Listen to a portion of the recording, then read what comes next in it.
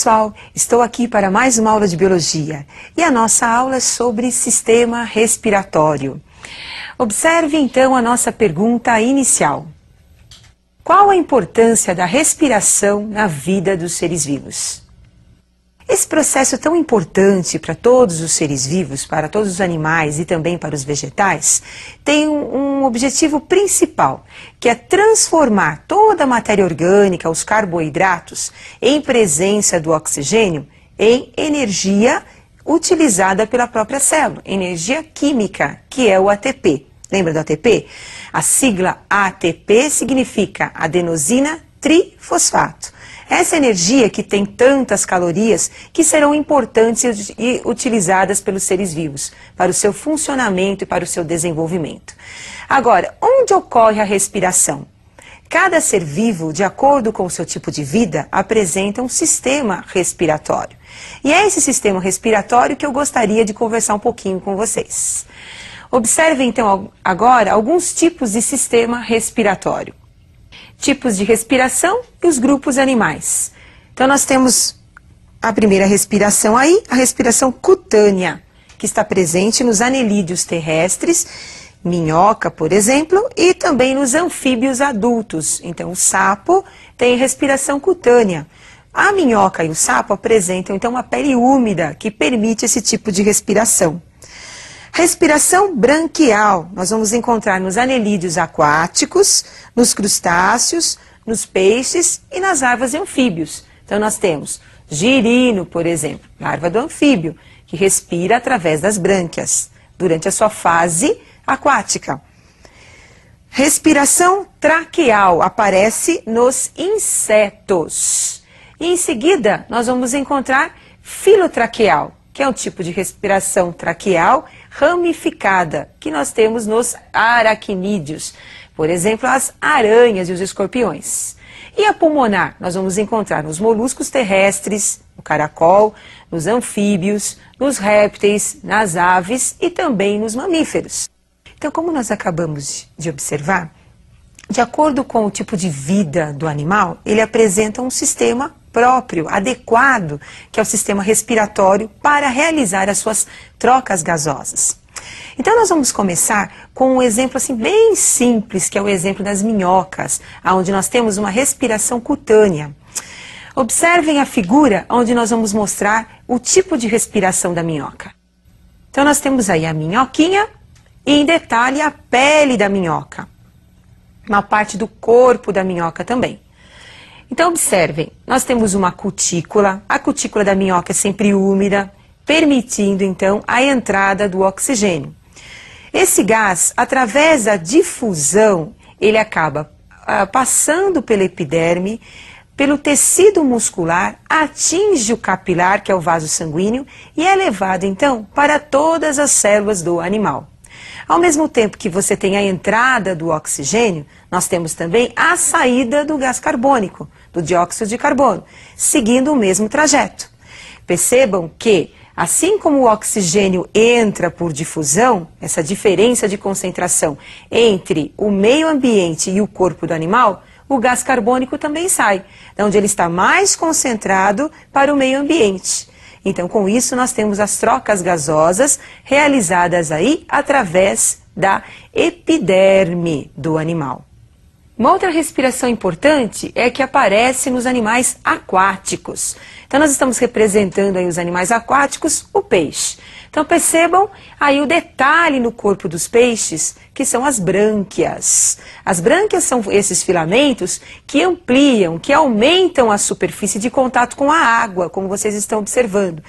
E as brânquias, elas apresentam vasos sanguíneos que se ramificam e que permitem a passagem do oxigênio para as células do animal. Assim também como esse vaso sanguíneo, recolhe o gás carbônico, o dióxido de carbono, e manda para fora do corpo do animal.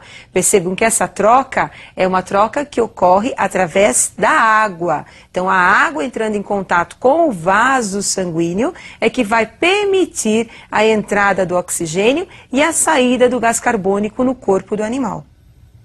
Respiração traqueal aparece aí nos insetos. corpo dos insetos, detalhe a presença aí da traqueia. Então nós vamos encontrar aí a entrada do oxigênio através do espiráculo, que é a abertura que nós temos no corpo do animal, passando pela traqueia e sendo levada por esses ramos traqueais. Parece uma árvore, né? Esses ramos traqueais aí da árvore responsável pela respiração desses animais. E percebam que esse ramo vai levar diretamente o oxigênio até a célula, os tecidos e as suas células. Assim como também os tecidos vão recolher o gás carbônico e vão trazer o gás carbônico até o ramo traqueal, por onde sairá através do espiráculo. Observe que nesse animal eu não falei do sangue. Assim como a minhoca, o capilar, ele carregava o oxigênio até a célula, assim também como no peixe nós tínhamos também os ramos capilares levando o oxigênio até a célula, nos insetos isso não vai acontecer. Guardem isso que é importante. Nos insetos, o sistema respiratório, ele leva o oxigênio até a célula, até os tecidos, sem a presença da corrente sanguínea, sem a presença do sangue. Tá certo? Agora, vamos continuar com os nossos próximos tipos aí de respiração. Temos aí então os pulmões das aves e dos mamíferos. Não podemos esquecer que esses animais são homeotérmicos. O que significa isso? São os animais que apresentam a temperatura corpórea constante e, por causa disso, necessitam de muita energia, necessitam de calor. Esses animais têm um metabolismo muito elevado. A respiração nas aves e nos mamíferos, elas necessitam de um órgão bem desenvolvido, ramificado, como os pulmões que vocês estão observando. A respiração ela é muito importante e ela conta com muitos órgãos, como nós acabamos de observar. Agora, nós vamos comentar um pouquinho da nossa respiração, da respiração humana. Então eu gostaria que vocês observassem o nosso aparelho respiratório, o nosso sistema respiratório. Então o sistema respiratório humano, ele tem presença das fossas nasais, onde nós vamos encontrar os pelos, né, curtos, e o muco, que vão ajudar no processo de defesa da entrada de micro-organismos. Nós temos também o aquecimento do ar, quando ele penetra pelas fossas nasais, pelas ramificações sanguíneas que nós vamos encontrar nessa região. Então, nas fossas nasais, nós temos uma grande quantidade de vasos sanguíneos. O ar passando pelas fossas nasais, ele cai no tubo que você está vendo aí, que é a faringe. Segue pela laringe e vai para a traqueia. E da traqueia, nós vamos ter a ramificação aí para os pulmões. Então, nós temos detalhe de um pulmão do lado direito, pulmão do lado esquerdo, e nós temos o brônquio, que é uma ramificação aí da traqueia, penetrando internamente nos pulmões. Percebam que os pulmões, os bronquíolos, na verdade, vão se ramificando na região interna dos pulmões e no final dos bronquíolos nós vamos encontrar esses sacos que vocês estão observando, que são os alvéolos pulmonares. E são nesses sacos que nós vamos encontrar a hematose, as trocas gasosas, a entrada do oxigênio e a saída do gás carbônico. Os alvéolos se ramificam aumentando tanto a superfície do pulmão, que se você for medir a superfície interna de um pulmão humano, nós teremos cerca de 150 metros quadrados de superfície interna do pulmão. E tão ramificado que é nosso pulmão. A importância disso é permitir ao animal buscar maior quantidade de oxigênio para produzir maior quantidade de calor, já que os mamíferos são animais homeotérmicos. Agora, como é que ocorre o controle da nossa respiração? Como é que ocorrem essas trocas gasosas? Então, observem as figuras agora. Então, nós temos aí os movimentos respiratórios. Observem. A entrada do ar, movimento de inspiração. Participação do diafragma, a saída do ar, movimento, expiração. Então, o que nós temos aí na inspiração? O pulmão, ele entra em retração, diminui o volume, aumentando a pressão interna em relação à atmosfera. Assim, o ar se desloca do interior dos pulmões através das vias respiratórias para o exterior. Então, nós temos aí a expiração, a saída do ar. Agora, para o ar entrar, nós temos que ter a pressão externa maior do que a pressão interna. Como é que isso vai acontecer? Então, o ar ele vai se deslocar do exterior para as vias respiratórias até os pulmões, para o interior, né, dos pulmões, através dessa diferença de volume que nós vamos encontrar nos pulmões. Então, os pulmões se expandem, aumentando o seu volume, ocorrendo uma queda da pressão interna em relação à pressão atmosférica, permitindo a entrada do ar.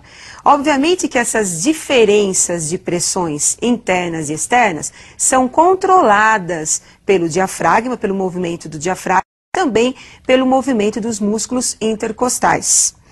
Mas esses movimentos, eles são controlados também pelo sistema nervoso. Uma região do sistema nervoso importante, que é o centro respiratório, é o bulbo. Detalhe do bulbo.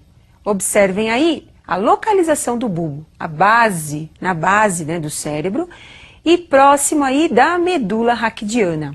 Bom, acabamos de observar todo o nosso sistema respiratório. Agora, como é que ocorre o transporte dos gases respiratórios até as células? Depois da hematose, das trocas gasosas, como é que o oxigênio atinge a célula? Então, observe uma tabelinha bem simples para vocês lembrarem sempre no momento difícil. Então, nós temos aí os gases respiratórios, o oxigênio e o dióxido de carbono, CO2. O oxigênio é transportado 3% pelo plasma sanguíneo, dissolvido no plasma sanguíneo, que é a parte líquida do sangue. E 7% do CO2 é transportado também pelo plasma sanguíneo. 97% do oxigênio é transportado pela combinação com a hemoglobina. Hemoglobina é aquela proteína que nós encontramos no interior das hemácias. A maior parte do oxigênio é transportada pela hemoglobina. Enquanto que o dióxido de carbono, a maior parte do dióxido de carbono é transportada na forma de bicarbonatos, que são os sais presentes aí no sangue. Então, como acabamos de observar, a respiração é importante para os seres vivos. E como é importante? Porque através da respiração nós temos a entrada do oxigênio e o oxigênio vai até a célula, onde vai ocorrer o que nós chamamos de combustão, queima do carboidrato. E esse carboidrato, que é a glicose, vai liberar a energia que nós vamos utilizar durante as nossas atividades vitais. Muito bem, e eu aguardo você para a nossa próxima aula de Biologia. Até mais!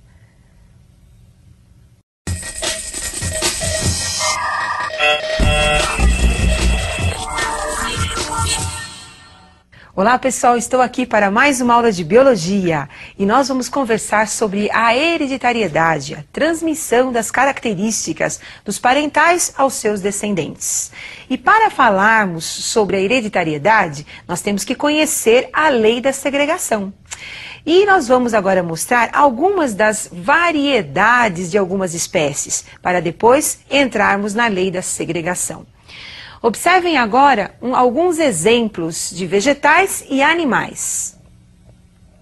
Nós temos aí uma característica vegetal, a vagem inflada, como vocês estão observando, e a vagem constrita.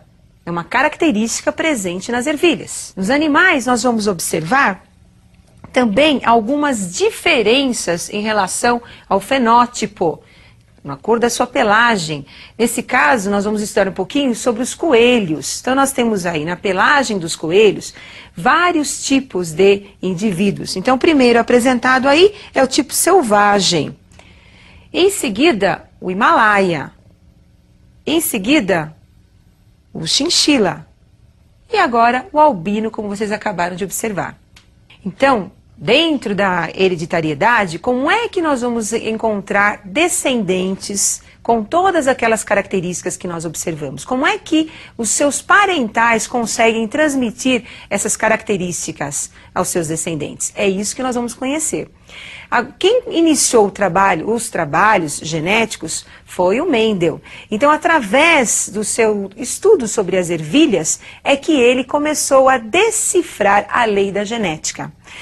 Então, vamos conhecer um pouquinho sobre a lei de Mendel. Mendel iniciou o seu trabalho com as ervilhas, mostrando então aí, como vocês estão observando, a cor da vagem das ervilhas. Então, nós temos uma geração parental aí, verde.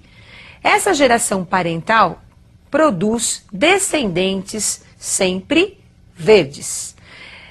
Ao lado nós temos geração parental. As ervilhas apresentam aí a coloração da sua vagem amarela. Então, todos os seus descendentes também apresentam a coloração amarela na sua vagem. Por que nas ervilhas nós temos aí os parentais sempre produzindo os descendentes com as mesmas características? Porque ele deu uma sorte danada, ele usou as ervilhas que apresentam flores cleistogâmicas, que são as flores cujos órgãos sexuais são guardados, mantidos no interior da flor, evitando a fecundação cruzada. Então, nós só vamos encontrar aí a autofecundação. Então, observe o detalhe de uma flor da ervilha. No seu interior, mais um detalhe aí, você está observando o estigma, você está observando a antera, os óvulos e o grão de pólen. Então, nós temos a antera produzindo os grãos de pólen que caem sobre o estigma da flor, ou da mesma flor do vegetal, ocorrendo então aí a fecundação. Então observem que a fecundação ocorre no interior da mesma flor. Observaram? Então nós temos, naquele cruzamento, né, que é característico do Mendel, do seu trabalho, nós temos os parentais puros produzindo os descendentes puros. Por quê? Porque as flores apresentam autofecundação. Agora, nós temos, na maioria das flores, o processo de fecundação cruzada, que foi o que o Mendel propôs nos seus experimentos. Observe, então, a experiência de Mendel através da fecundação cruzada. Então, nós temos aí agora as ervilhas verdes e as ervilhas amarelas, produzindo 100% aí dos descendentes. Percebam, todos amarelos. Como é que surgiu essa descendência híbrida? Através da fecundação cruzada, através da inseminação artificial nas ervilhas. Imagina, Mendel naquela época conseguiu, através dos seus trabalhos, promover essa fecundação entre duas espécies diferentes, produzindo aí todas as amarelas. Quando eu fecundei as ervilhas amarelas entre si, as ervilhas híbridas, a produção que nós temos aí de 3 amarelas para uma verde. Essa fecundação cruzada foi obtida da seguinte forma. Ele retirou os grãos de pólen de uma flor e colocou através de um pincel os grãos de pólen sobre o estigma de uma outra flor. Então ele pegou os grãos de pólen de uma flor amarela e colocou sobre o estigma da flor verde. Percebam que para não ocorrer autofecundação, as anteras elas foram retiradas. Então, em seguida, nós temos aí novamente o quadro mostrando. As amarelas híbridas, quando foram cruzadas, produziram descendentes amarelos e também os descendentes verdes. Conclusão. Então, Mendel chegou a 2 conclusões. Primeira, aquelas ervilhas amarelas híbridas que foram obtidas da fecundação cruzada, elas apresentam características amarelas e características verdes, porque apareceram descendentes amarelos e verdes. Porém, a quantidade dos descendentes produzidos, a proporção das amarelas em relação às verdes é muito maior. Então, o caráter cor da vagem das ervilhas amarelo é dominante em relação ao caráter cor das ervilhas verde. E eu preparei aí uma tabelinha mostrando um resumo, vamos dizer assim, dos aspectos mais importantes aí da primeira lei de Mendel. Todo caráter é determinado por um par de fatores. Esses fatores nós herdamos, um do pai e o outro da mãe. Esses fatores vão se separar na formação dos gametas dos indivíduos. Hoje nós sabemos, os fatores são chamados de genes atualmente. E onde ficam esses genes? Onde ficam esses fatores? Os genes ficam no núcleo. Então vocês estão observando aí uma célula, o núcleo de uma célula e a presença do cromossomo. Lá no interior da célula, o cromossomo ele apresenta 2 genes. Então você tem aí cromossomo duplicado. Em cada parte do cromossomo eu encontro um gene. Então o gene Vzão em uma parte do cromossomo que nós chamamos de cromátide e ao lado, como as 2 cromátides são iguais, nós teremos também o outro gene, Vzão. Esses 2 genes, como ocupam o mesmo local no cromossomo, a mesma localização, então nós chamamos de genes alelos. São os genes que caracterizam, que determinam a mesma característica.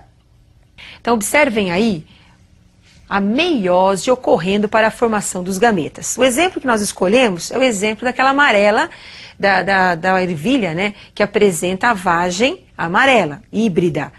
Observem que o X representa o cromossomo e nós vamos encontrar os genes nesse cromossomo, que são chamados de genes alelos. No primeiro cromossomo nós temos Vzão, Vzão, que são os genes dominantes, nós representamos sempre com a letra maiúscula, e no outro cromossomo Vzinho, Vzinho, representando aí o caráter verde, né, com a letra minúscula. Então nós temos aí a separação dos homólogos na primeira fase. E, em seguida, a separação das cromátides. Então, nós temos cromátides, são as partes de um cromossomo duplicado. Nós temos, então, agora os gametas formados por Vzão, Vzão, Vzinho e Vzinho. 50% dos gametas serão Vzão e 50% dos gametas serão Vzinho. Então, vamos concluir. Como é que fica o cruzamento entre 2 características, onde uma é dominante e a outra é recessiva? Como é que nós vamos unir todas essas características? E também conversarmos um pouquinho sobre a nomenclatura utilizada na genética. Então observem a tabela que eu preparei aí, importante para vocês. Fenótipo é sempre a característica, a aparência do indivíduo. O fenótipo pode ser dominante ou recessivo. No nosso caso, o fenótipo dominante era a vagem com a que apresenta a coloração amarelo, caráter amarelo. Recessivo, caráter verde. O fenótipo dominante é representado pelo alelo Vzão.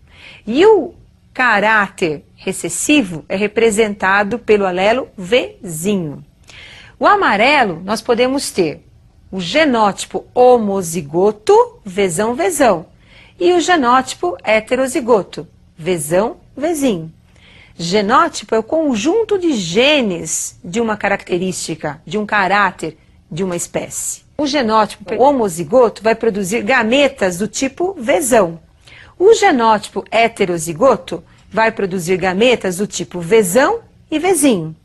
E o homozigoto recessivo só irá produzir gametas Vzinho. Sempre gametas iguais. Então, genótipo é o conjunto de genes de uma espécie. Fenótipo é o conjunto de características da espécie, a aparência dos indivíduos. Tá? Agora, eu preparei um exercício para mostrar como é que você faz o estudo de um heredograma, como é que você faz a análise de uma árvore genealógica de uma determinada característica dentro de uma família. Que isso é muito importante para você no vestibular. Como é que você faz para interpretar uma árvore genealógica ou um heredograma? Então, representando aí os quadradinhos, os quadrados, nós temos o sexo masculino. O círculo nós vamos representar o sexo feminino. Esse traço que liga o quadrado ao círculo significa que está ocorrendo o casamento entre esses 2 indivíduos. E, em seguida, os descendentes produzidos por esse cruzamento entre eles. Então, quando você vai fazer análise de um caráter, independentemente desse caráter ser dominante ou ser recessivo, você tem que descobrir, através dos cruzamentos. Então, a regra é você buscar entre os parentais, aonde nós temos o cruzamento entre parentais iguais, produzindo um filho diferente, representando aí uma cor diferente entre os pais. Então, no nosso caso, no nosso exemplo, nós temos lá o azul e o amarelinho. No casal representado pelo número 6 e 7, nós temos o casamento entre eles e a produção de um filho número 8 diferente, azulzinho. Esse filho, ele é recessivo. Então, nós vamos representar pela letra A o seu caráter. O caráter recessivo é representado pela letra minúscula. Então, ele é azinho, azinho. E os pais, como são dominantes, são representados pela letra maiúscula, azão. Por ter um filho recessivo, obviamente esses pais serão heterozigotos. Então eles serão azão, azinho, azão, azinho. E em seguida nós vamos colocar em todos os descendentes representados pela coloração azul o caráter recessivo. Então o genótipo recessivo, azinho, azinho, como vocês estão observando. Quando eu tenho, no caso do indivíduo número 2, uma mulher, a presença de um descendente recessivo, significa que ela também apresenta o caráter recessivo. Então ela é híbrida, azão, azinho. Agora, o indivíduo número 3, representando aí o sexo masculino, não dá para nós determinarmos. Nós não sabemos se ele é azão, azão ou azão, azinho. Por quê? Porque os descendentes são dominantes. Azão, azinho, azão, azinho. E a esposa, ela é azinho, azinho, como vocês estão observando. Todas as vezes que aparecer um heredograma para você estudar, para você analisar, não esqueçam.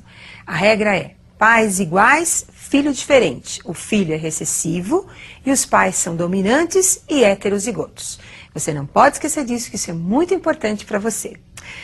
E eu aguardo você para a minha próxima aula de biologia. Até mais, pessoal!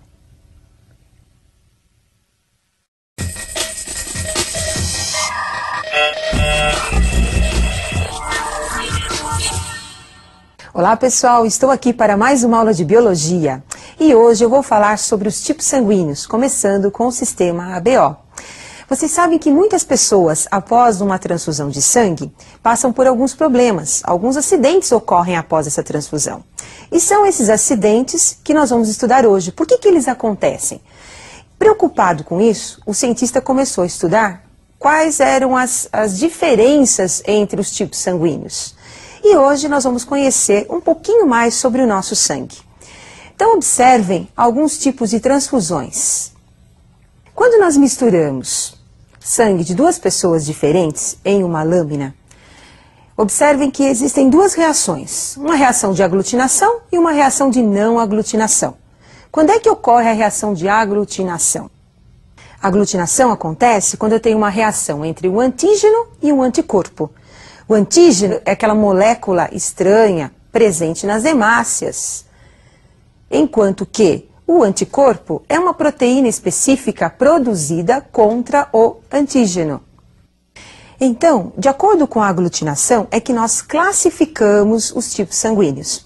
Então, observem a tabela para vocês perceberem alguns tipos sanguíneos. Então, nós temos lá, o sangue pode ser tipo A, quando ele apresenta o antígeno ou aglutinogênio na hemácia, que nós vamos chamar de A. Esse sangue tipo A produz o anticorpo, que é a aglutinina. No seu plasma sanguíneo, que é a parte líquida do sangue, o soro, nós vamos encontrar o anti-B. Uma pessoa que tem o tipo sanguíneo B apresenta o antígeno, o aglutinogênio na hemácia, do tipo B. E o anticorpo é o anti-A. Assim também como nós vamos encontrar pessoas do tipo AB, onde tem os dois tipos de antígenos, o A e o B. Então, aglutinogênio A e B. Não apresenta o anticorpo no seu soro. Então, não tem nem anti-A e nem anti-B. E o O? O O, como não tem, também chamado de zero, como ele não tem aglutinogênio na sua hemácia, então nós vamos encontrar no seu soro a presença de anti-A e também do anti-B. Então, percebam, os dois tipos de aglutinogênios que nós encontramos na hemácia, A e B. Os dois tipos de aglutininas, anti-A e anti-B. Com isso, nós temos o quadro de transfusão sanguínea. Quem é O pode doar o seu sangue para todos os tipos sanguíneos. Quem é A pode doar o seu sangue para o A e para o AB. Quem é B? Para ele mesmo e também para o AB. E quem é AB? O AB pode receber de todos os tipos sanguíneos, porém só pode doar o sangue para o AB. Então nós podemos chamar o O de doador universal, porque o O é aquele tipo sanguíneo que pode doar o seu sangue para todos os outros tipos de sangue, porque ele não apresenta aglutinogênio. Então, na hora que o doador do tipo O mandar as hemácias para um receptor do tipo A, por exemplo, o A ele tem anti-B. Como o O não tem nenhum aglutinogênio, então com certeza ele poderá receber o tipo O, já que não tem nenhuma proteína estranha, não tem nenhum antígeno. Da mesma forma o AB. O AB é o receptor universal, por quê? Porque ele não tem nenhuma aglutinina, não tem nem anti-A e nem o anti-B. Então, ele vai poder receber hemácias do A, hemácias do B, hemácias do O, porque ele não vai aglutinar nenhum desses tipos de hemácias, já que nós não temos aí a presença no seu plasma sanguíneo das aglutininas. Agora, como é que se determina uma pessoa do tipo A, do tipo B, O ou AB?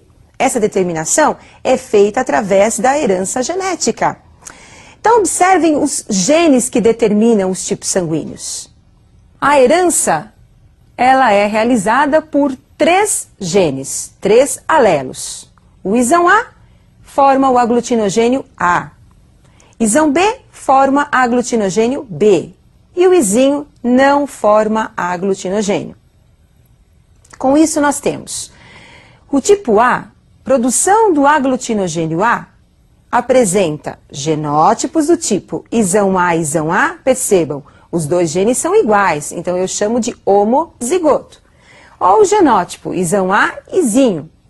Agora nós temos um genótipo heterozigoto, o isão A, que é dominante, e o izinho, que é o recessivo. A pessoa do tipo B também pode ser homozigota, isão B, ou hétero, isão B, izinho. E quem é AB? Tem que apresentar os 2 alelos, o isão A e o isão B. E o O, como nós não temos a produção do aglutinogênio, existe uma ausência na sua produção, então o genótipo é recessivo, izinho, izinho. Então percebam que o AB, ele apresenta codominância, tem que ter o A e o B. Enquanto que o O, ele apresenta genes recessivos. Além do sistema ABO, nós também vamos estudar o sistema RH. É outro tipo sanguíneo muito importante. Eu gostaria que vocês acompanhassem o esquema que eu preparei para vocês conhecerem um pouquinho mais sobre o sistema RH. O fator RH foi estudado quando perceberam que injetando o sangue do macaco, que vocês estão observando aí, do rhesus, quando a hemácia do rhesus foi injetada no coelho, perceberam a produção de anticorpos do tipo anti-RH.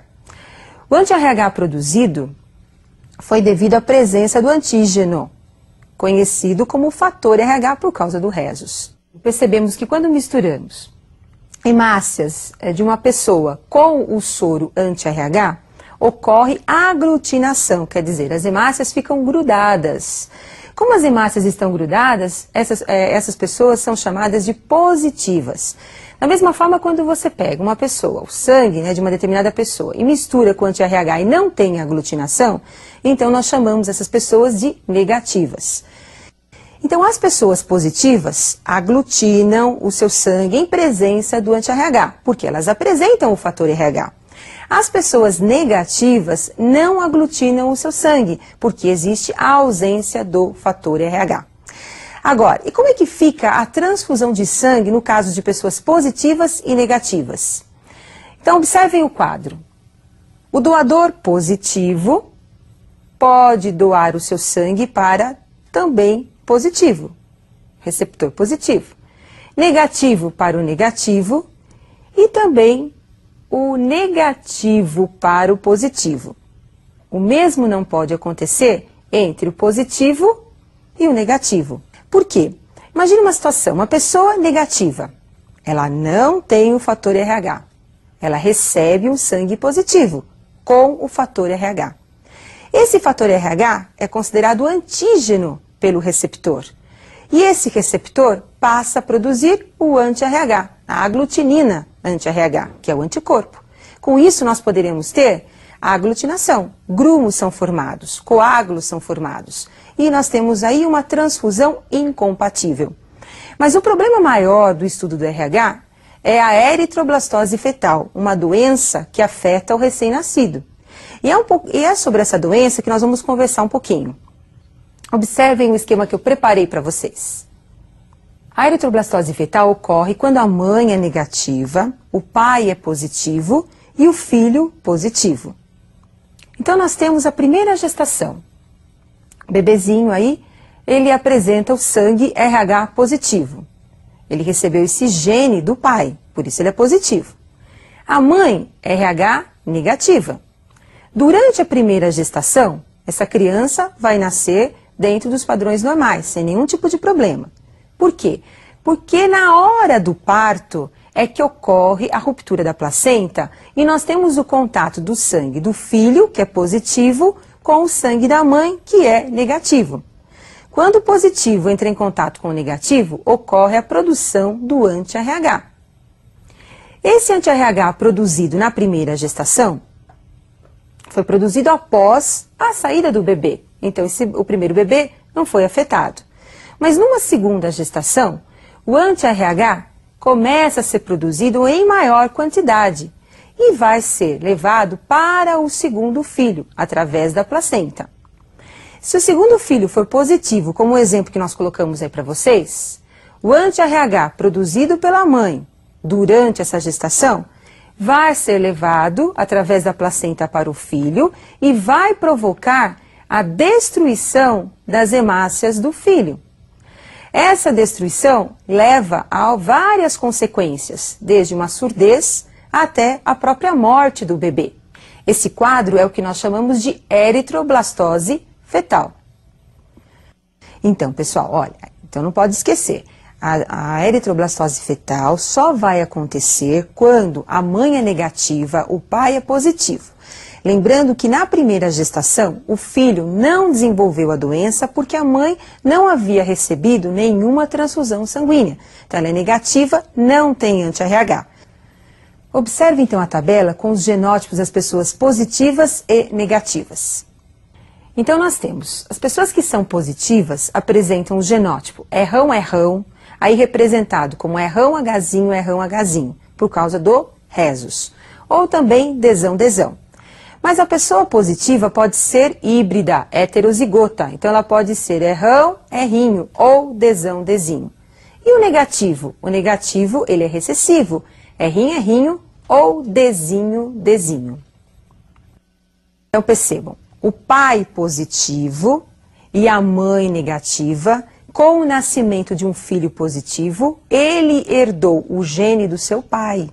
Se nós tivéssemos um casal onde o pai é negativo, mãe negativa, todos os filhos serão negativos. Com isso, nós não vamos ter nenhum tipo de problema em relação à eritroblastose fetal. Mas você tem que aprofundar um pouquinho mais sobre esse assunto. E eu espero que você possa conhecer um pouquinho mais sobre os cruzamentos do sistema ABO e RH, porque esse assunto é muito importante para você. E eu aguardo você para a nossa próxima aula de Biologia. Até mais, pessoal!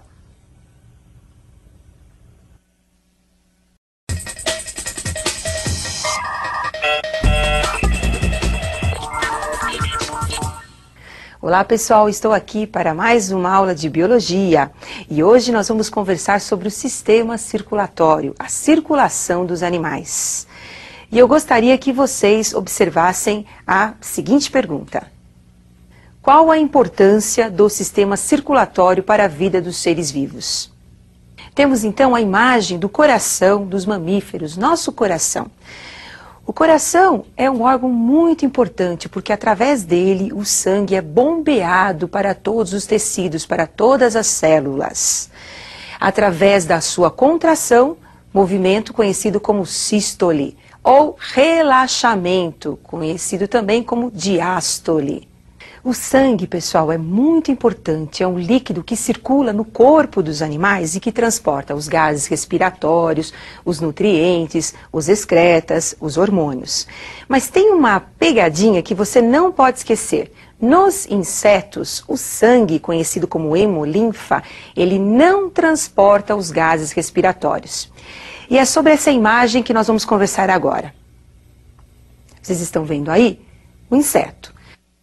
Então, nós temos um movimento do sangue nos insetos. O inseto, o seu sangue, ele circula no interior de cavidades. É um sistema aberto. O sistema sanguíneo dos insetos é um sistema onde o tubo é longo, levando, através desse líquido, os nutrientes para as suas células, recebendo os excretas.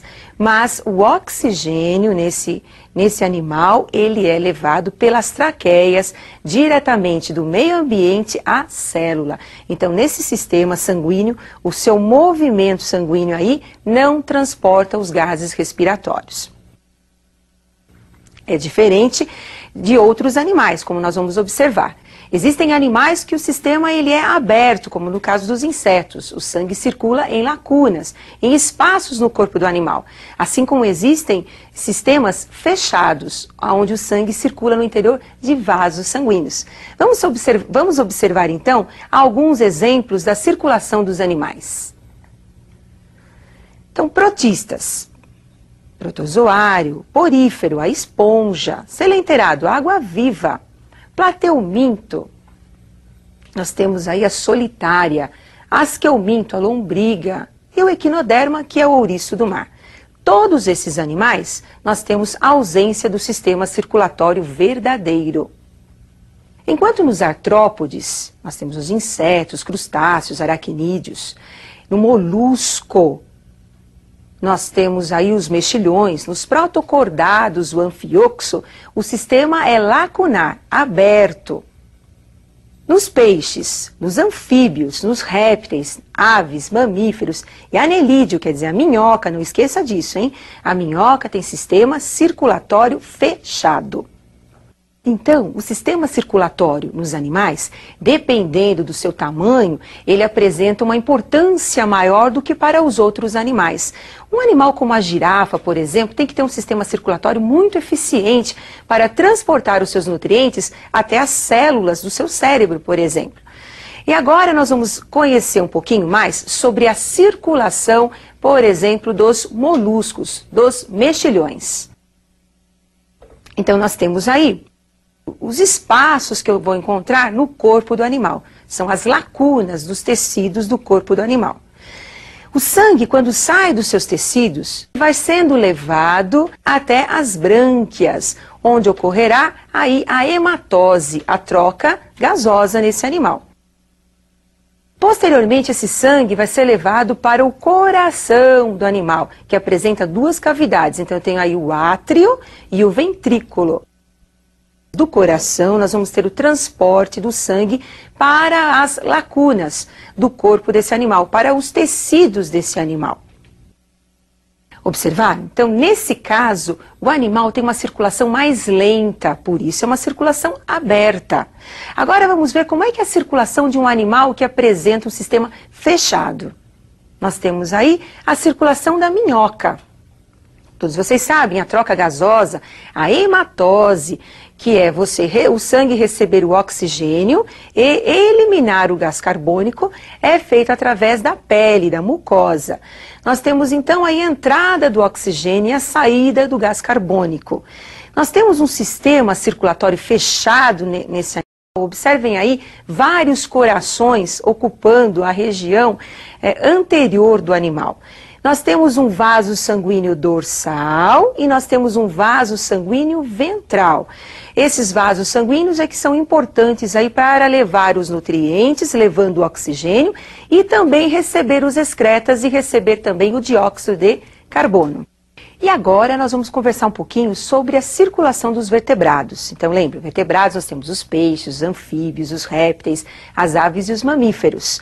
Então nós vamos começar com a circulação dos peixes. Muito bem. Nós temos então aí a circulação iniciando com o sangue vindo do corpo dos animais. O sangue que está saindo do corpo, todas as células desse animal, ele está com o sangue rico em dióxido de carbono. Por isso é chamado de sangue venoso. Chega até o coração do nosso peixinho aí indicado. Nós temos agora as cavidades do coração desse animal. Nós temos aí o átrio e o ventrículo. Então não esqueçam, o sangue está passando pelo coração do peixe, é um sangue venoso. Esse sangue agora vai para as brânquias, onde ocorrerá a hematose, a troca gasosa, a entrada do oxigênio e a saída do dióxido de carbono. Então o sangue que está saindo das brânquias é um sangue arterial. Observem que nós temos aí a saída do sangue do coração pelas artérias e a entrada do sangue pelas veias no coração. Então o vaso que chega ao coração é uma veia e o vaso que sai do coração é uma artéria. E agora esse sangue arterial rico em oxigênio vai ser levado para todas as células do corpo deste animal.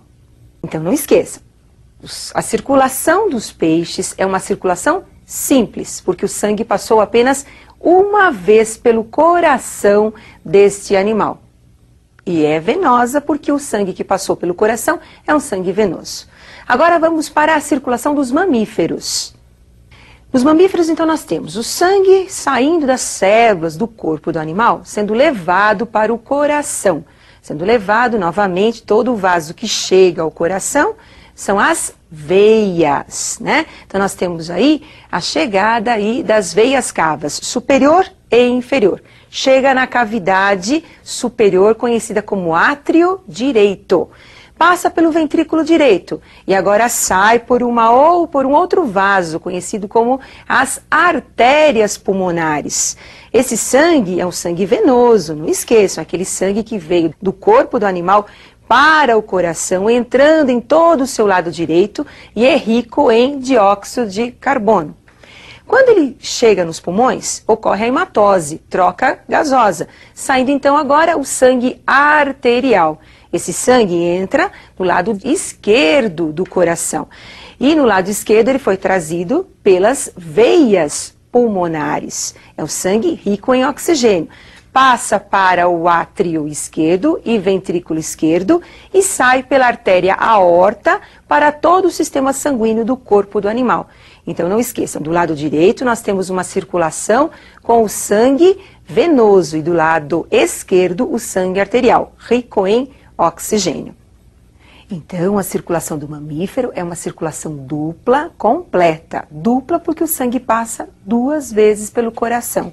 E completa porque não ocorre a mistura do sangue arterial com o sangue venoso. E agora nós vamos observar como é que ocorre a hematose, as trocas gasosas. Não esqueçam, o sangue que vem para os pulmões, dos tecidos para os pulmões, é um sangue venoso. Então o sangue sai dos tecidos até chegar aos pulmões, ele é um sangue venoso. Nos pulmões ocorre a hematose e esse sangue agora passa a ser chamado de sangue arterial. E agora vai ser levado para os tecidos, após passar pelo coração.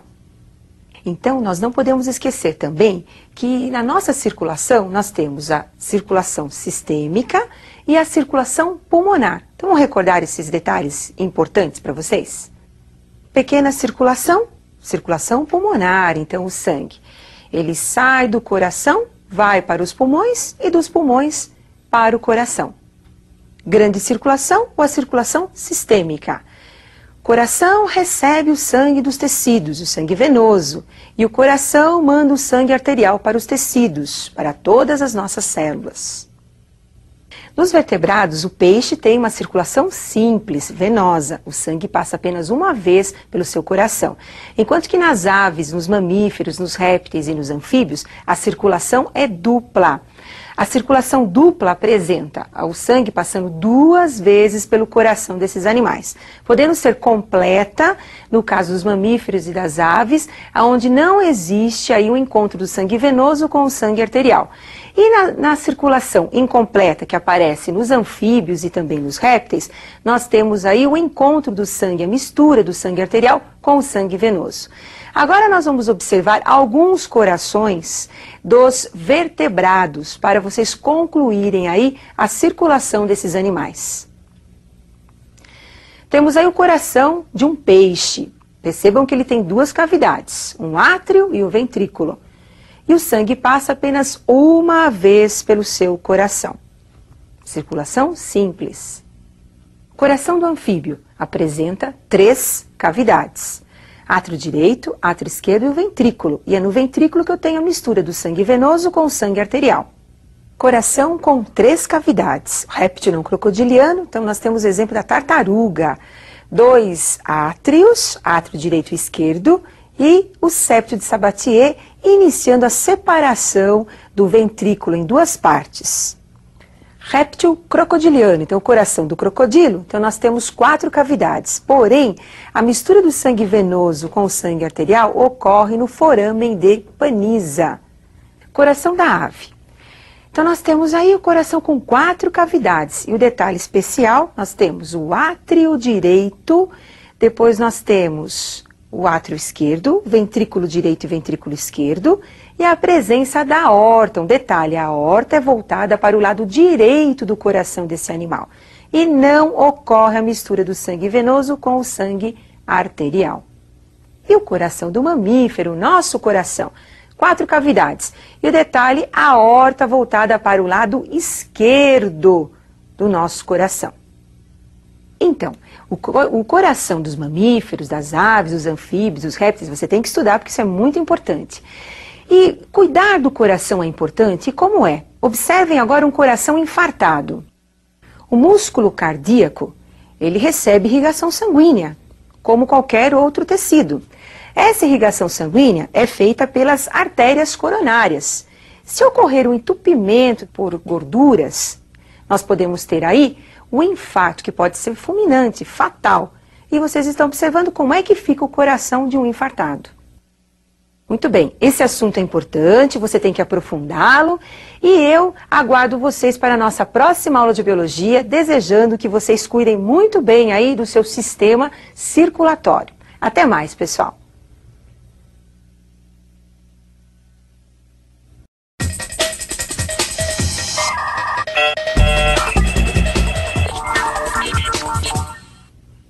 Olá pessoal, estou aqui para mais uma aula de biologia e hoje nós vamos conversar sobre a herança dos cromossomos sexuais. Temos aí o cariótipo humano, cariótipo de um homem, os cromossomos estão aos pares, como vocês estão observando. Tem o par 1 até o par 23.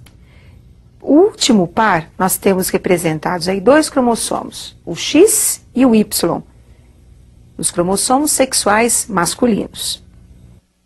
Agora o cariótipo de uma mulher, os 22 pares de cromossomos, mais um par de cromossomo sexual, XX, somando aí os 23 pares. Na espécie humana, a determinação sexual é dada pelo homem.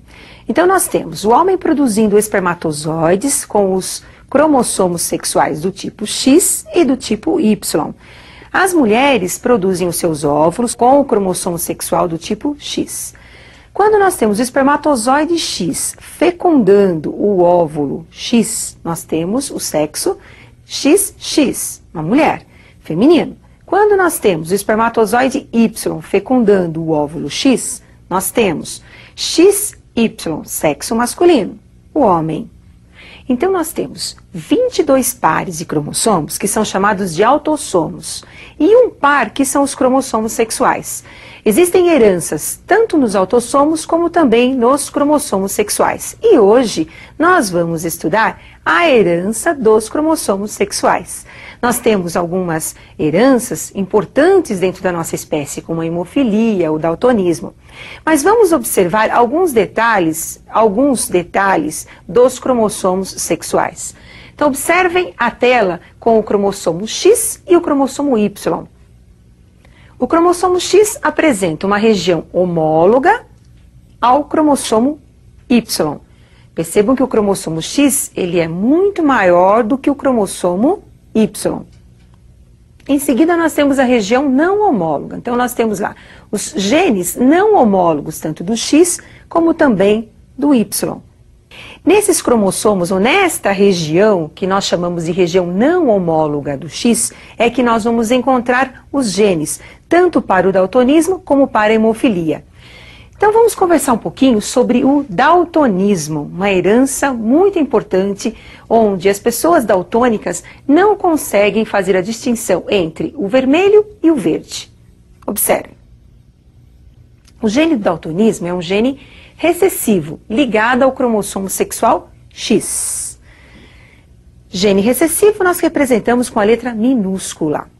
Então nós temos os genótipos, as fórmulas genéticas dos indivíduos. A mulher, ela é XX. Quando ela apresenta o gene desão, ela é normal. Desão é o gene dominante, então ela é normal. A mulher XDzão, XDzinho, também é normal, tem o gene dominante. Porém, a presença do dezinho faz com que ela seja chamada de normal portadora desse gene. Ela poderá transmitir para os seus filhos, para os seus descendentes, o daltonismo. A mulher XDzinho, é uma mulher daltônica. Apresenta os dois genes recessivos. Homem normal, XDzão, Y. Homem daltônico, XDzinho, Y. Para um homem ser daltônico, é necessário apenas a presença de um gene recessivo. Enquanto que para a mulher ser daltônica, nós vamos precisar de dois genes recessivos. E a hemofilia? Então vamos observar agora a herança da hemofilia. A hemofilia também é causada por um gene recessivo, ligado ao sexo, ao cromossomo X. Mulheres normais, XHzão, elas são dominantes. Normal portadora, XHzinho. Hemofílica, os dois genes recessivos. E o homem normal, XHzão, e o hemofílico, XHzinho. A hemofilia é uma herança hereditária que altera o processo de coagulação sanguínea. Então, altera o processo de estancamento do sangue nos casos das hemorragias. Agora, como é que se faz a análise de um heredograma para demonstrar como é que os pais conseguem transmitir tanto os genes da hemofilia como os genes do daltonismo? Então eu gostaria que vocês observassem um heredograma mostrando a herança do daltonismo. O indivíduo número 5, ele é um indivíduo daltônico. Observem que é do sexo masculino. Se ele é daltônico, então ele é XDzinho, Y.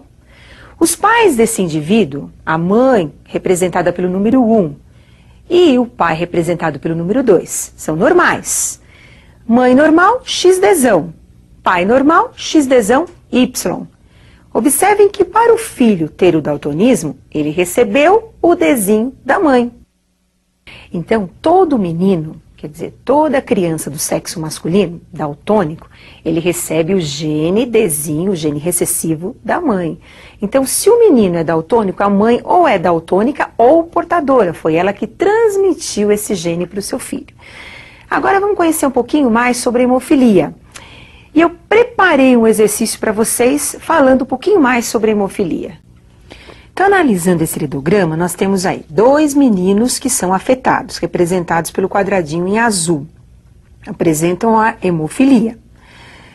O menino número 1, por ser hemofílico, então ele apresenta o genótipo XHzinho e Y, e os pais, a mãe número 4, o genótipo XHzão, XHzinho, porque foi ela que mandou o Hzinho para o seu filho, o gene da hemofilia. O pai, número 5, apresenta o genótipo XHzão Y, porque ele é normal. H é o gene da normalidade, né, dentro da hemofilia. Qual a possibilidade desse casal 4, 5 ter mais um filho hemofílico? Então, cruzando o indivíduo 4, 5, mãe XH e o pai XHY, colocando no diagrama, observem como é que nós vamos ter aí a descendência desse casal. XH, menina normal. XH, menina normal, porém portadora. XHY, menino normal.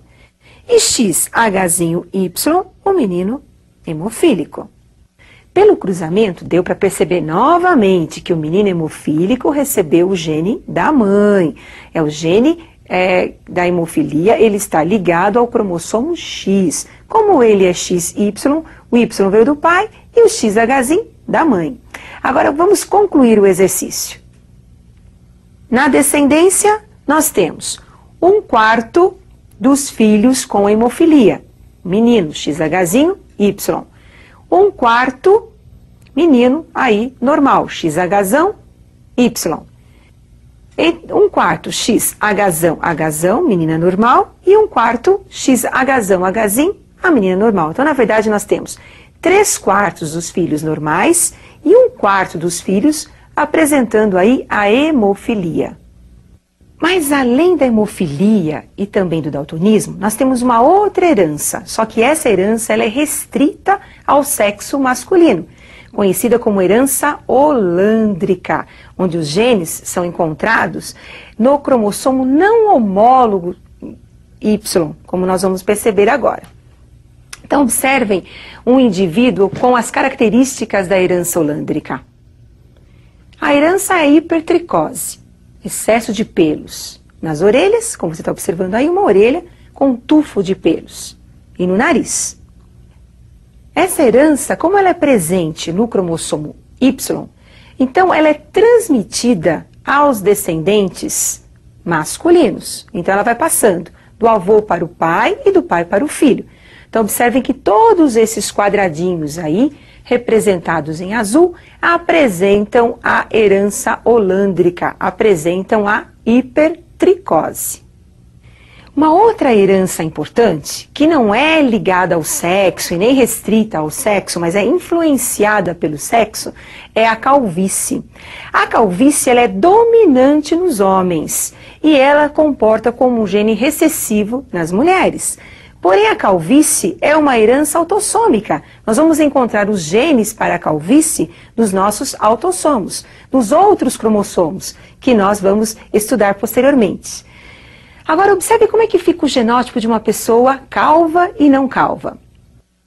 Então, nós temos calvície, alelo autossômico. No homem, ela é dominante. Na mulher, ela é recessiva.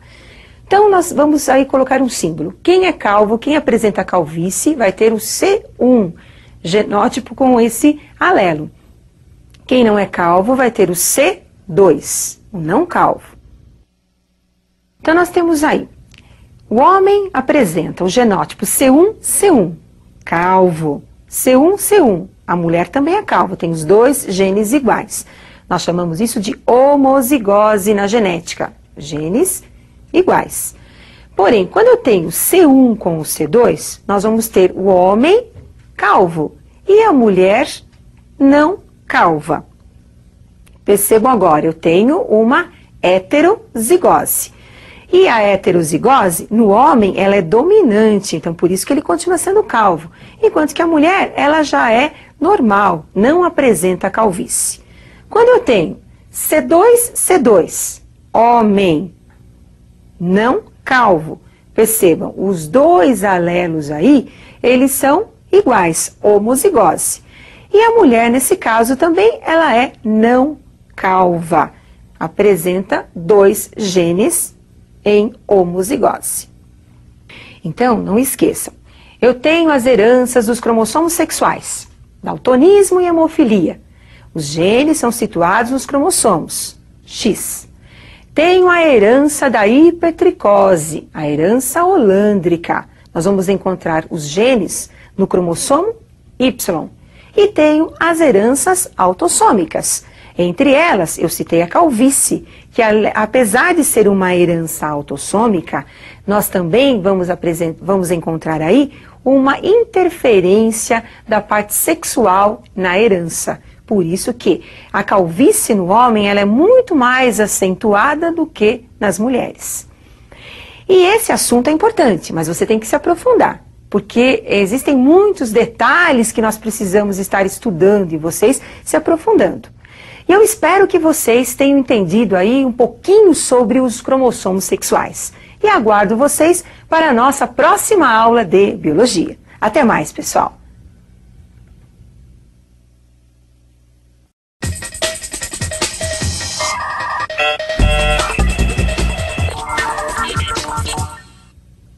Olá, pessoal! Estou aqui para mais uma aula de biologia e nós vamos conversar sobre o sistema excretor.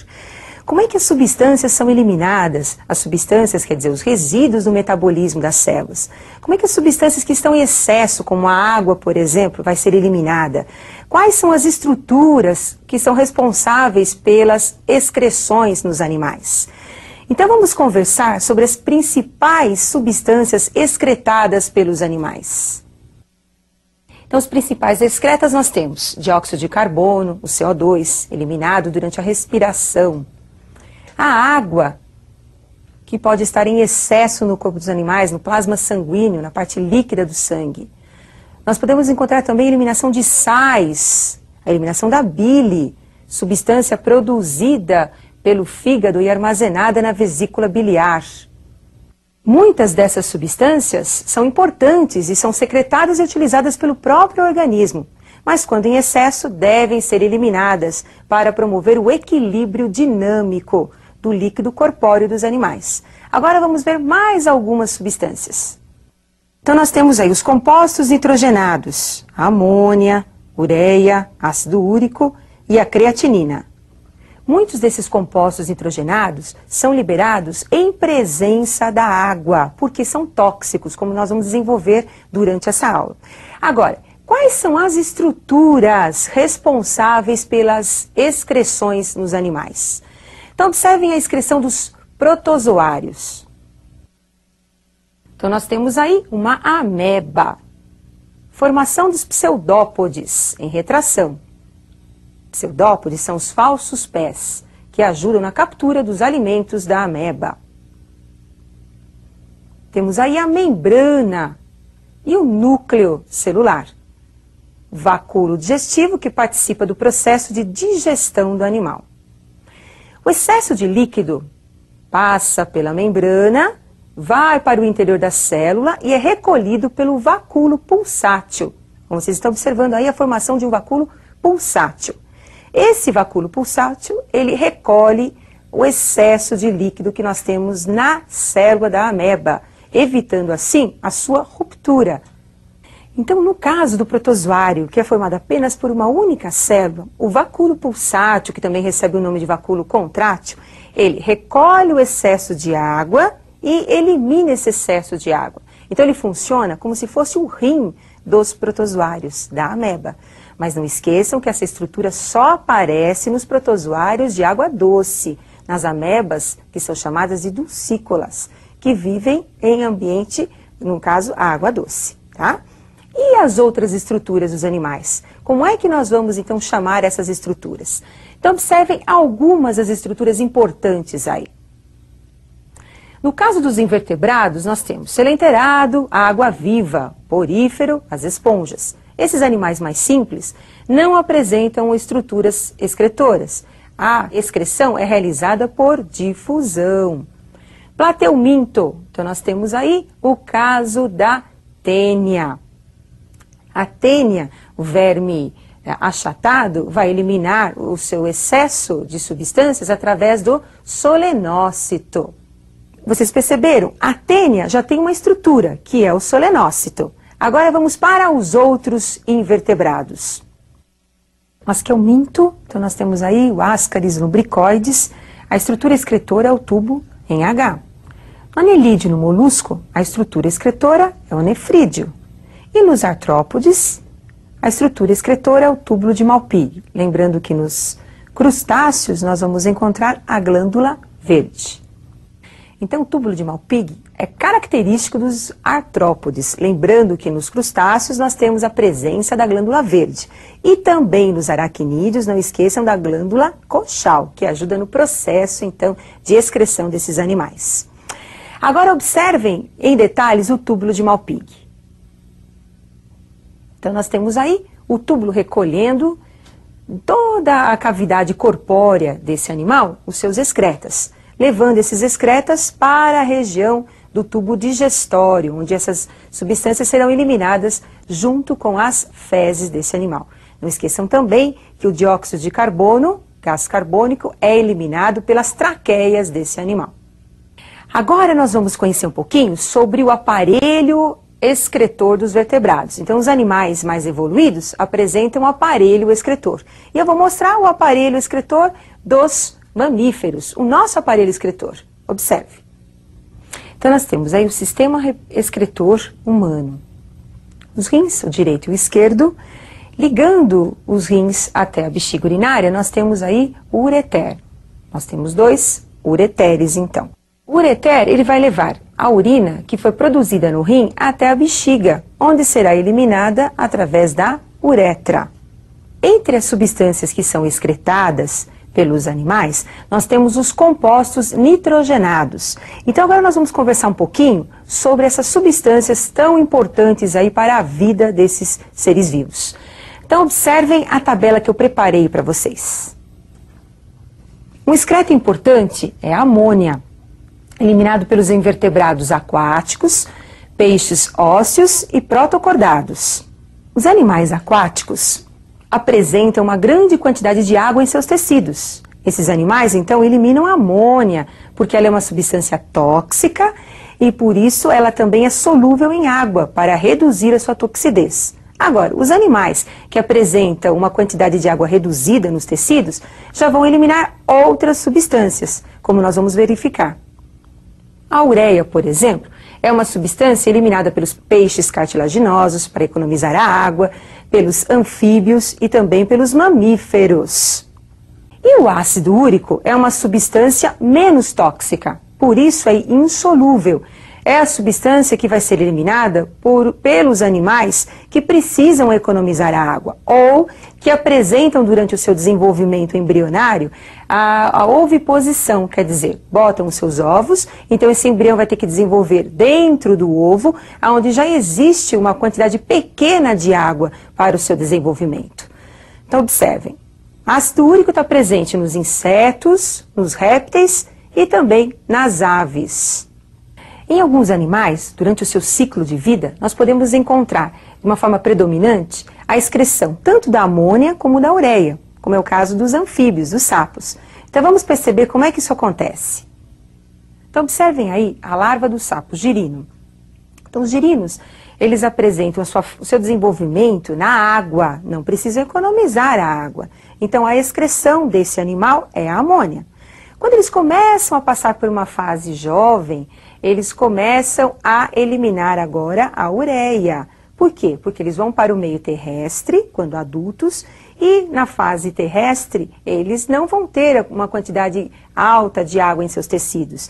Então nós vamos ter a eliminação da ureia para economizar a água do seu sangue circulante.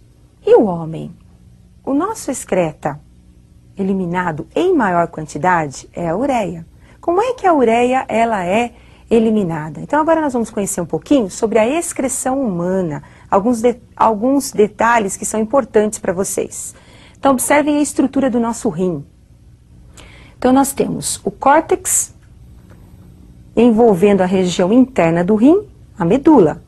Nós temos a presença de néfrons e o ureter, onde vai ser eliminado aí a urina produzida nos rins. Em detalhes, a estrutura de um néfron. Então, nós temos aí a arteríola aferente. A arteríola aferente está levando o sangue até o glomérulo de Malpighi, onde ocorrerá a filtração do sangue. Grandes partículas não conseguem ser filtradas pelo glomérulo, então retornam à circulação sanguínea pela arteríola eferente, como por exemplo as hemácias. As substâncias que foram filtradas caem na cápsula e vão agora serem transportadas pelo túbulo contorcido proximal, pela alça de Henle, túbulo contorcido distal, formando a urina aí no tubo coletor, também chamado de ducto coletor. Percebam que ao longo desse túbulo contornado ou contorcido proximal, alça de Henle e túbulo contorcido distal, ocorre o processo de reabsorção da água e dos sais minerais. E o resíduo é que nós vamos encontrar no ducto coletor, que é a formação da urina. 99% das substâncias que são filtradas pelo glomérulo caem nos túbulos dos néfrons, serão reabsorvidas, formando então apenas 1% apenas da urina. Acontece que todo esse processo de filtração, processo também de reabsorção, ele segue um caminho. E esse caminho é controlado por quem? Pelos hormônios, como nós vamos ver daqui a pouquinho. Então observem agora as fases de formação da urina. Na formação da urina nós temos o processo de filtração, não pode esquecer, que é o processo que ocorre no glomérulo. Processo de reabsorção da água, dos sais minerais, que são substâncias importantes, e o processo de secreção tubular, é o processo de formação da urina, onde nós vamos ter a secreção dos excretas que estavam em excesso e que vão ser eliminados. Muitos exames de doping são realizados pela urina, porque é lá que nós vamos encontrar excessos de drogas, de substâncias que vão ser eliminadas. Então, ao longo do néfron, a água ela vai ser reabsorvida por um processo de osmose, é um transporte passivo, enquanto que os sais minerais eles serão reabsorvidos e também os nutrientes por um transporte ativo. Agora, esse controle de reabsorção, que pode ser facultativo ou obrigatório, ele também vai ser controlado por um hormônio, que é o hormônio chamado de HAD ou ADH, que é o hormônio antidiurético. Observe então o esqueminha para vocês não esquecerem os detalhes sobre a ação desse hormônio. O hormônio antidiurético, o ADH, ele aumenta a reabsorção da água, porque a água ela pode ser reabsorvida de forma obrigatória para ajudar na formação do plasma sanguíneo e o excesso da água vai ser eliminado para formar a urina. Porém, a reabsorção facultativa da água é devido ao hormônio antidiurético, ADH. O que esse hormônio faz? Ele aumenta a permeabilidade da membrana, aumentando a reabsorção da água, diminuindo o volume da urina. A excreção humana é importante, o controle hormonal é muito importante, você tem que se aprofundar e não esqueça do FNA, hormônio produzido pelos átrios cardíacos. E eu aguardo vocês para a nossa próxima aula de biologia. Até mais, pessoal!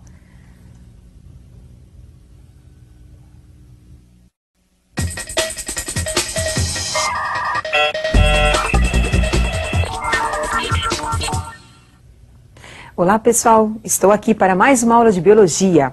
E hoje nós vamos conversar sobre as bactérias e os vírus.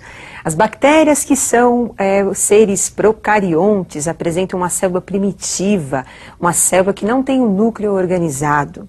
E é sobre as bactérias que nós vamos iniciar a nossa aula. Observe então a estrutura bacteriana. Então nós temos aí, na estrutura bacteriana, a presença da membrana esquelética da bactéria, da resistência à bactéria, também conhecida como parede celular bacteriana. Em seguida, um outro envoltório, a membrana plasmática da bactéria e a região interna celular, o hialoplasma, onde nós vamos encontrar a presença da cromatina, material genético da bactéria, e dos ribossomos, estrutura responsável pela síntese das proteínas das bactérias. Em detalhes, aí o material genético da bactéria. Então, nós temos o DNA e o plasmídio, que é um DNA independente. O plasmídio é utilizado pela engenharia genética para a produção da insulina humana. E os laboratórios utilizam essa molécula de DNA para a produção de várias substâncias proteicas, entre elas, como já citei, a insulina.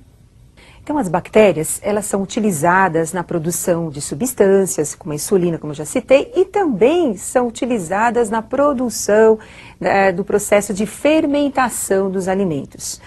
Bactérias, elas têm uma importância. Além de serem utilizadas comercialmente, nós vamos encontrar bactérias decompositoras, que são aquelas que realizam a reciclagem da matéria orgânica, um papel fundamental para o ecossistema. Então, quando o animal morre, quando uma planta morre, então os cadáveres, os restos desses animais, ou mesmo os órgãos que entram em decomposição, quem realiza esse processo de reciclagem da matéria são as bactérias, chamadas de bactérias decompositoras. Nós temos também as bactérias simbióticas, que realizam processos no nosso organismo, por exemplo, as bactérias intestinais, que ajudam na fixação de nutrientes e no processo de digestão. Nos ruminantes, como a vaca, a cabra, nós também vamos encontrar bactérias simbióticas ajudando no processo da digestão. Então, pessoal, bactéria é um ser vivo muito importante, porque além de participar nas indústrias e também participar no processo de reciclagem, ela é um agente etiológico de várias doenças. O que é isso?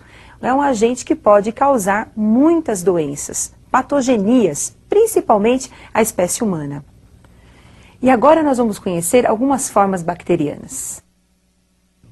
Então, nós temos a forma coco, uma forma esférica, como vocês estão observando. 2 cocos, então eu tenho aí um diplococcus. Depois eu tenho a forma de bacilo, a forma de vibrião e a forma de espirilo. Observem também os estafilococcus e os streptococcus. Entre os parasitas que nós encontramos na nossa espécie, que estão parasitando, causando doenças na espécie humana, nós vamos encontrar a meningite, que é uma doença causada por um diplococcus, por exemplo. Cólera é uma outra doença causada por um vibrião, aquela forma que nós acabamos de observar nas bactérias. Então agora nós vamos mostrar as principais doenças causadas por bactérias. Acompanhem, por favor. Então, doenças causadas por bactérias, nós temos lá coqueluche, tosse comprida, a difteria, tétano, febre tifoide, gonorreia e a sífilis. Lembrando que a gonorreia e a sífilis são doenças transmitidas sexualmente. Então, são doenças que vão ser transmitidas através da relação sexual. Agora, vamos continuar com as próximas doenças. Hanseníase, meningite meningocócica, cólera, leptospirose, botulismo e tuberculose. Algumas dessas doenças você tem que estar revendo a forma de transmissão, como é que ocorre também a profilaxia dessas doenças. E os vírus? Aonde que nós vamos encaixar os vírus? Os vírus pertencem a um outro grupo, ao grupo dos acelulares. Então vamos lembrar a estrutura viral? Observem. Então nós temos aí glicoproteínas e lipídios, formando o capsídio. O capsídio é o envoltório, protetor dos vírus. Nós temos agora o material genético dos vírus. Nesse exemplo, nós temos o material genético que é o ácido ribonucleico, o RNA. E aí a presença de uma enzima importante, conhecida como transcriptase reversa. Então, o nosso exemplo, o vírus tinha RNA. Mas nem todos os vírus apresentam o RNA, o ácido ribonucleico. Existem vírus que apresentam apenas o DNA, que é o ácido desoxirribonucleico, e o capsídio. Então percebam que é uma estrutura muito simples. Como os vírus são parasitas obrigatórios, eles vão necessitar sempre de uma outra célula para a sua reprodução. E agora nós vamos conhecer um pouquinho sobre essa reprodução viral. Então, observem agora a reprodução dos vírus da AIDS, do HIV. Então, nós temos aí a estrutura do HIV. O vírus da AIDS, também conhecida como SIDA, né? Esse vírus apresenta o material genético, o RNA. Envolvendo o material genético, então, nós temos o capsídio, um envelope protetor também. Lembrando que esse vírus, devido à presença do RNA, ele é chamado de retrovírus. Esses vírus adoram se reproduzir numa célula que nós temos no nosso organismo, conhecida como linfócito CD4. é o general que cuida de toda a nossa defesa imunológica. O CD4, ele apresenta uma proteína, como vocês estão observando, o CD4, tem a membrana celular, o seu DNA, o seu núcleo. Então, nós vamos encontrar o material genético dessa célula. O HIV, ele acaba se ligando, o processo que nós chamamos de adsorção, ao linfócito CD4. Após a sua ligação, o RNA, ele abandona o seu capsídeo, entra na célula do linfócito CD4 e inicia o seu processo de multiplicação. Com a ajuda da transcriptase reversa, sua enzima, ele acaba produzindo um DNA modificado. Esse DNA modificado, produzido agora, vai ser absorvido pela célula, pelo núcleo da célula parasitada, e com isso nós vamos ter agora a formação de um DNA modificado no interior do núcleo do nosso linfócito. Utilizando a maquinaria da célula parasitada, então agora o nosso DNA viral passa a se reproduzir, formando cópias desse DNA modificado, produzindo seus capsídeos, dando origem então a novas formas aí de HIV. Esse HIV agora abandona a célula parasitada e vai agora parasitar outras células, multiplicando-se no interior dessas novas células.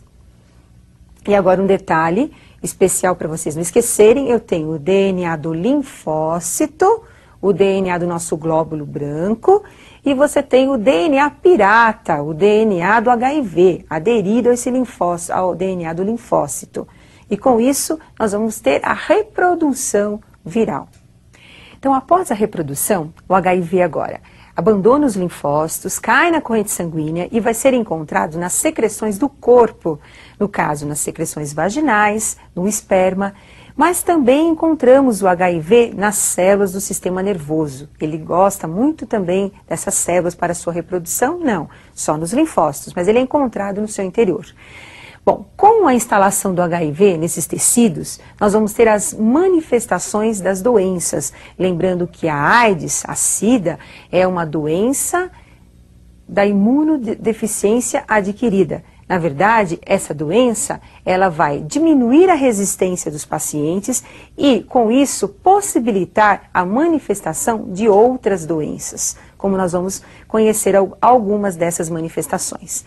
Então, observem agora alguns sintomas e doenças dos aidéticos. Então, nós temos aí na pele. O que nós vamos encontrar na pele? Então, na pele nós vamos ter, primeiro, as dermatites que são encontradas e uma ulceração, na verdade, pode ser chamada até de um câncer de pele, que é o sarcoma de Kaposi, que nós vamos encontrar formando uma espécie de feridas na pele dos aidéticos. Em seguida, nós temos também manifestação de fungos, manifestações também de outros vírus, provocando, em alguns casos, também a presença de herpes, devido à queda da imunidade nesses pacientes. Em seguida, nós temos aí o aparelho respiratório. O que nós vamos encontrar no aparelho respiratório? Então, nós temos doenças ligadas à pneumonia, tuberculose, com a queda da imunidade, nós vamos ter a manifestação principalmente da pneumonia e tuberculose nesses pacientes. Sistema nervoso central, o aparecimento também da toxoplasmose, meningite, linfoma cerebral, demência, dependendo da região que o parasita estiver se manifestando e parasitando. No aparelho digestório, devido à presença da Candida albicans, nós vamos ter também a presença de sapinhos na boca desses pacientes, em todo o tubo digestório e no estômago também. Então, nós temos um quadro de candidíase infectando o paciente. Nós temos também herpes, citomegalovírus, leucoplasias e bactérias que vão todas se encontrar no aparelho digestório. E no aparelho linfático, nós vamos ter a presença de linfomas e a manifestação também da tuberculose nesse sistema. Hoje, a droga mais utilizada no tratamento dos aidéticos é o AZT. Agora, fora a AIDS, nós temos outras doenças importantes que também são causadas por vírus. Vamos conhecer algumas dessas doenças. Cachumba, hepatite, a poliomielite, conhecida também como paralisia infantil, a raiva, rubéola, também conhecida como sarampo alemão, o sarampo, a varíola, febre amarela, que muitos acabam confundindo também com a febre malárica, a dengue, a AIDS e a herpes. Todas essas doenças que nós acabamos de estudar, elas são importantes, mas vocês deverão aprofundar um pouquinho mais o estudo sobre essas doenças, levando em consideração o agente etiológico, que é o agente causador das doenças, as formas de transmissão dessas doenças e também os sintomas dessas doenças, que são importantes. E eu aguardo vocês para a nossa próxima aula de biologia. Até mais, pessoal!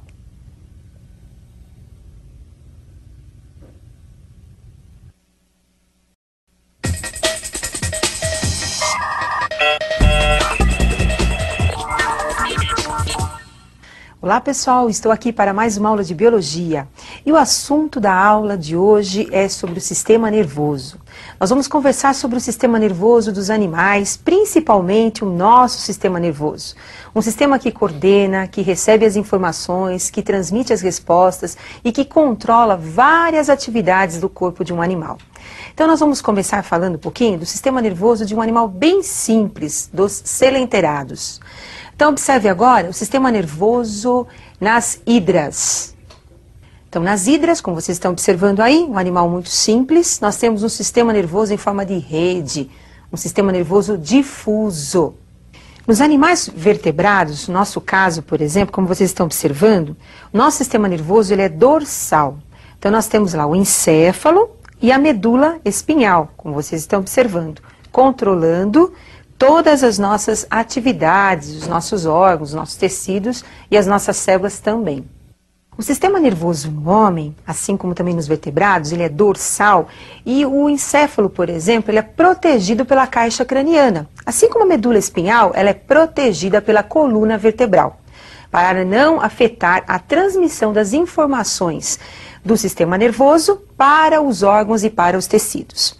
Agora, esse controle realizado pelo sistema nervoso é muito importante e é necessária a presença de uma célula especializada nesse controle. A célula é o neurônio. Então vamos conhecer um pouquinho mais sobre essa célula neural.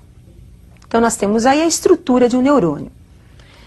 A primeira região observada são os dendritos, região de ramificação dos neurônios. Em seguida, nós temos o núcleo da célula e o corpo celular.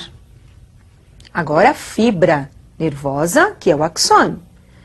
Essa fibra nervosa é protegida pela bainha de mielina, bainha de gordura. Nós temos as neurofibrilas, como vocês estão observando, por onde ocorre a propagação dos impulsos nervosos. A célula de Schwann e o nódulo de Hanver. Essas células altamente especializadas, como os neurônios, têm uma função muito importante, que é receber as informações, mandar essas informações para o sistema nervoso e o sistema nervoso mandar a resposta para um órgão, ou para um tecido, ou para um músculo. E você já deve ter passado por várias situações em que essas células controlaram muitos dos nossos fenômenos e de reações no nosso organismo. Muitas vezes encostamos, por exemplo, na ponta de um cigarro e você não precisa nem pensar, você já retirou a sua mão aí do cigarro. Por quê? Isso é reflexo. É um sistema nervoso que está recebendo a informação e mandando a resposta. E nesse caso, não dá nem tempo, assim como em muitos outros casos, de você pensar em como você vai reagir a determinadas situações, porque elas acontecem rapidamente. Agora, essas informações são transmitidas de neurônio a neurônio, através de um processo conhecido como sinapse. Vamos conhecer um pouquinho como é que ocorre a sinapse entre os neurônios. Então nós temos um estímulo. Ramificação nervosa capta uma informação do meio. Essa informação gera um impulso nervoso, que é levado para um outro neurônio. O encontro entre os dois neurônios é conhecido como sinapse, sinapse neuroneural. E essas informações, percebam, são transmitidas sempre entre o axônio de um neurônio e o dendrito do outro neurônio. e com isso nós temos a transmissão do impulso nervoso. Entre os dois neurônios, como vocês estão observando, existem vesículas com acetilcolina, que é conhecida como substância ou um mediador químico na transmissão das informações entre os neurônios. As respostas rápidas do sistema nervoso nós chamamos de ato reflexo. E o conjunto das informações transmitidas ao sistema nervoso e as respostas nós chamamos de arco reflexo. E é esse conjunto que nós vamos conhecer um pouquinho mais, de um reflexo simples, como o reflexo patelar. Então observem agora o arco reflexo do nosso reflexo patelar. Então como vocês estão observando aí, representa o órgão receptor. Esse órgão está recebendo um estímulo. Esse estímulo é o captado pelo tendão do joelho, através do martelinho que está golpeando aí o joelho. Recebendo esse estímulo, as terminações nervosas mandam através do neurônio sensorial a informação para a região da medula, onde nós vamos ter aí o encontro com o gânglio. Observem que o gânglio é encontrado na raiz dorsal da medula, fazendo uma associação com outro neurônio, chamado de neurônio de associação. Na verdade, é uma integração entre os dois neurônios. Essa integração, não podemos esquecer que ela é conhecida como sinapse, né? O encontro aí entre os dois neurônios. Este neurônio de associação manda a resposta através da sinapse com outro neurônio, conhecido como neurônio eferente. Observem que tem a saída através da raiz dorsal da medula. Então, o estímulo recebido, ele é enviado através de um neurônio até a região medular. Poderia ser até a região do encéfalo, por exemplo. Depende da região que é excitada. Nesse caso foi o joelho, então a medula está mais próxima. Então, manda o neurônio com a informação até a medula, conhecido como neurônio sensorial aferente. O neurônio aferente ele faz uma associação com o outro neurônio, o neurônio associativo. Esse neurônio manda a resposta para um outro neurônio, conhecido como neurônio motor ou neurônio eferente. E esse neurônio leva a resposta até um outro órgão que vai executar a informação, que é o órgão efetor.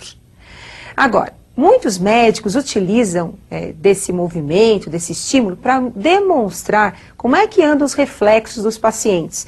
Por quê? Porque esse estímulo e a resposta ele é realizado em questões de segundos pelos pacientes, principalmente aqueles que estão com um reflexo muito mais aguçado, apurado. Agora vamos continuar aí o nosso exemplo. Então observem para nós finalizarmos o nosso exemplo. Então nós temos aí a informação chegando ao sistema nervoso, que é a medula, como eu já falei, e agora a resposta saindo pela região, então, ventral da medula. Essa resposta vai ser levada pelo neurônio motor, também conhecido como neurônio eferente, até o órgão efetor. E com isso nós vamos ter aí o indivíduo levantando a sua perna após o estímulo no órgão receptor aí, que no caso foram os tendões do joelho. Então, o sistema nervoso periférico é aquele que recebe as informações dos órgãos sensoriais, transmite essa informação para o sistema nervoso central e do sistema nervoso manda a resposta para os órgãos efetores, para os músculos e também para os órgãos, né? Agora, nós temos um outro sistema, que é o sistema simpático e parasimpático, controlados, então, pelo nervo vago, que é uma fibra do parasimpático, e também pelos nervos raquidianos, como nós vamos observar. Tanto o nervo vago como os nervos raquidianos, eles exercem, em relação aos órgãos, funções específicas, acelerando ou tornando moderadas suas funções, como nós vamos observar. Existem nesse sistema duas substâncias que são chamadas de mediadores químicos que controlam o funcionamento desses órgãos. E são sobre esses mediadores químicos e as suas funções que nós vamos conversar agora um pouquinho. Então observem agora as fibras simpáticas e parasimpáticas agindo sobre alguns órgãos. Coração. Então nós temos o nervo vago, que é controlado pelo sistema parasimpático, e o sistema simpático, o sistema nervoso autônomo, né? Então, a fibra parasimpática e a fibra simpática. Então, o sistema nervoso parasimpático, através do nervo vago, ele vai levar a informação ao coração, promovendo o que nós chamamos de bradicardia. O que significa isso? Diminuição dos batimentos cardíacos, tornando mais moderado. Pressão arterial, nesse caso, se torna mais baixa. Enquanto que, através dos nervos raquidianos, o coração recebe a informação para que ele tenha uma taquicardia, uma aceleração dos batimentos cardíacos e um aumento também da pressão arterial. Então, nós temos bradicardia, a diminuição dos batimentos cardíacos, ela é realizada através de um mediador químico conhecido como acetilcolina. Enquanto que a taquicardia, ela é acelerada, os batimentos cardíacos são acelerados, aumentando a pressão sanguínea devido a um outro mediador químico conhecido como adrenalina. Então você ficou nervosa, está preocupada, está ansiosa, o namorado está chegando perto. O que acontece com o coração? Acelera, taquicardia. O que acontece para o coração acelerar? Recebeu a informação do sistema nervoso autônomo, da fibra simpática, e com isso a adrenalina acelera os batimentos cardíacos. Agora vamos ver com os outros órgãos, como é que funciona o sistema nervoso autônomo. No estômago, nós temos aí a secreção gástrica, ela vai ser acelerada pelo parasimpático e inibida pelo simpático. E no intestino, os movimentos peristálticos são acelerados pelo parasimpático e são moderados e lentos pela fibra do sistema nervoso simpático. Então, o peristaltismo, ele vai ser acelerado pelo mediador químico conhecido como acetilcolina. E ele é um movimento mais lento quando recebe a informação do mediador químico adrenalina. É ele que vai controlar, então, ou vai moderar os movimentos peristálticos, tornando, então, seu intestino mais lento, mais preguiçoso.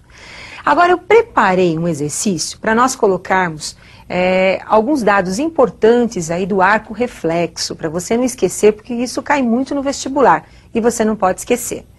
Então, observem agora o exercício que eu preparei. Nesse esquema de um arco reflexo simples, 1, 2, 3 e 4 indicam tecido, a pele, está recebendo um estímulo. Vocês estão percebendo que esse estímulo vai sendo levado até o sistema nervoso, até a medula, através de uma estrutura aí representada pelo número 1. Chegando na medula, nós vamos ter aí um encontro entre os dois neurônios, representado pelo número 2. Em seguida, nós temos a saída da resposta, sendo levada pela estrutura número 3, até o músculo, representando aí a estrutura número 4. Então vamos à resolução. Número 1 indica neurônio sensorial, ou também conhecido como neurônio aferente, porque é o neurônio que vai estar levando a informação recebida pela pele até a medula. Número 2, nós temos aí o encontro dos neurônios. Nós chamamos de sinapse neural.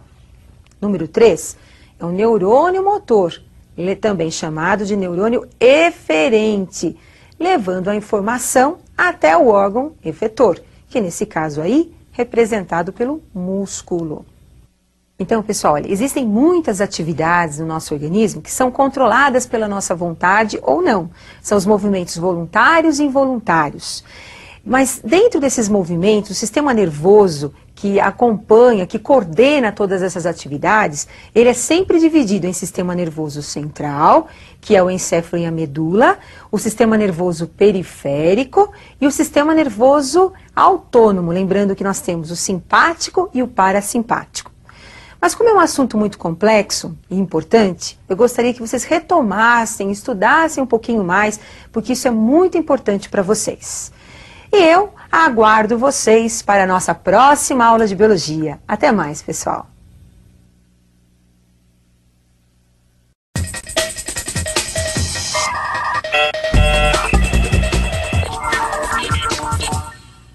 Olá, pessoal! Estou aqui.